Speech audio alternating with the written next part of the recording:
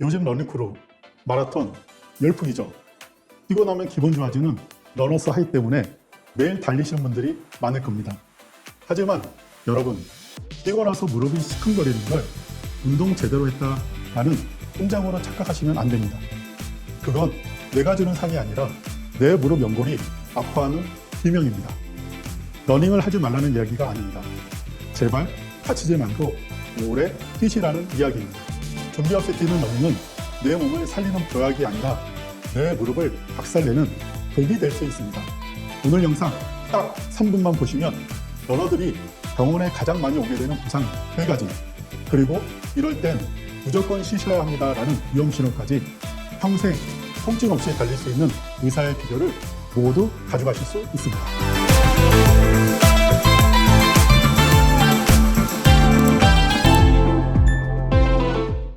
최근에 저에게 오시는 분들 중에서 운동 때문에 오시는 분들이 확실히 많아졌습니다. 많아지고 달라진 게 있는데요. 예전에는 이제 테니스라든지 골프를 하면서 테니스 엘보라든지 골프 엘보 때문에 많이 오셨는데요. 요즘에서는 이제 핫한 러닝을 하다가 아파서 오시는 분들이 많습니다. 무릎이 아파서 병원에 오시는 분들도 있고요. 뛰고 나면 정강이가 터질 것처럼 붓고 아프다고 오시는 분들도 있고요. 심한 경우에는 발바닥이 너무 아파서 걷는 것조차 힘들다고 하시면서 오시는 분들이 많습니다. 그런데 이분들 대부분이 이렇게 말씀하세요. 운동하면 원래 좀 아픈 거 아니에요? 근육통 같은데 솔직히 말씀드리면 그 생각이 몸을 망가뜨립니다. 러닝은 같은 동작을 수천 번, 수만 번씩 반복하는 운동입니다. 그래서 한 번 부담이 쌓이기 시작하면 특정 부위가 계속해서 혹사당할 수밖에 없습니다. 아래 3가지 증상 중 하나라도 있다면 당장 멈춰야 합니다. 첫 번째는 러너들에서 가장 흔한 부상, 슬개대퇴 통증 증후군입니다. 이름이 엄청 어렵죠? 쉬운 말로는 러너스 니, 무릎 앞쪽 통증입니다. 달리다 보면 무릎 앞쪽이 시큰거리거나 계단을 내려갈 때 유난히 아픈 경우가 있죠. 이건 무릎뼈가 허벅지 위에서 움직이면서 마찰과 부담이 반복되기 때문입니다. 무릎뼈가 제대로 길을 찾지 못하고 어긋나고 있다는 증거죠.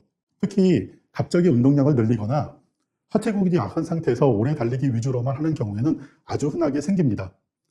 처음에는 증상이 좀 가미한 좀 뻐근한 애로부터 시작되지만 무시하고 계속 뛰다 보면 통증이 점점 심해지고 결국 일상생활에서는 무릎이 아파집니다. 자, 그럼 무릎만 조심하면 될까요? 아니죠. 러너들이 두 번째로 병원에 오는 이유는 바로 정강이 때문입니다. 두 번째는 신 스플린트, 즉 정강이 안쪽 통증입니다. 내측 경골 피부 증후군이라고도 하죠. 실컷 달리고 난 다음에 다리를 마사지할 때 유난히 정강이가 욱신거리거나 누르면 심하게 아픈 경험이 있는 분들이 계실 겁니다.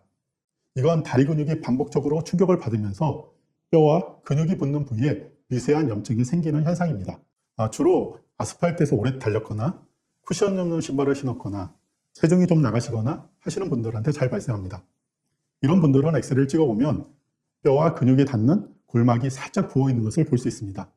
이 신 스프린트가 무서운 것이 처음에는 염증으로 시작했다가 심해지면 피로골절까지 올 수 있습니다. 당차면 말 그대로 뼈가 부러질 수 있다는 겁니다. 그러므로 운동 후에도 종아리 통증이 심해지면 꼭 살펴보셔야 합니다. 그리고 마지막으로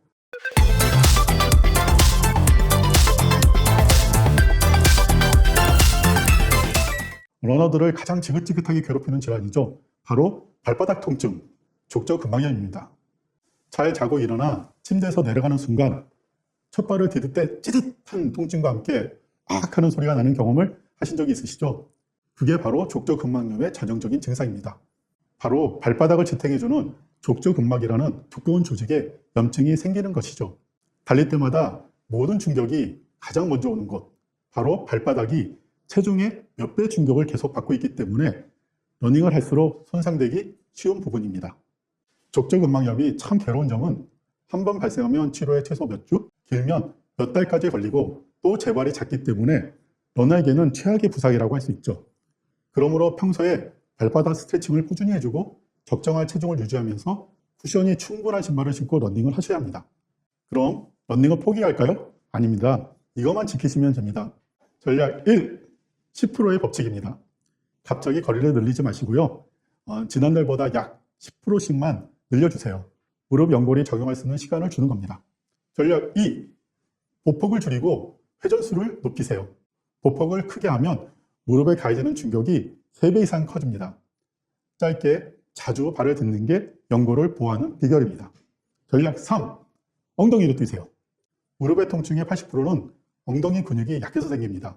코어 근육인 중둔근이 다리를 잡아주지 못하면 무릎 안쪽으로 무너지며 연골판을 짓누르게 됩니다.